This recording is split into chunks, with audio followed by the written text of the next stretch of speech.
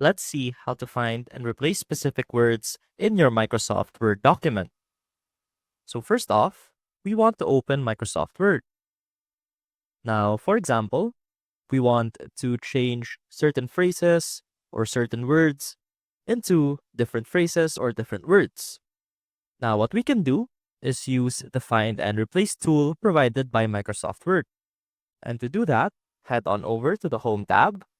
Now, click on Replace, and that will allow you to search for what words you want to and replace them with whatever words that you want. Now, for example, since this is a dummy text, let's search for the first word and replace it with the word dog.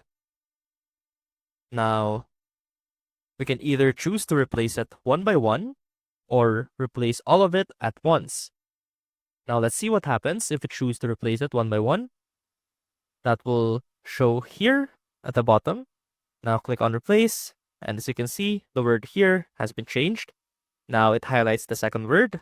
Now replace again and keep on replacing until you are satisfied. You can also choose to replace all of them at once, which will pop out this window right here that shows that all the words have been replaced. Now click on OK and close this window. And now you'll see that all of those words are now changed to the word dog.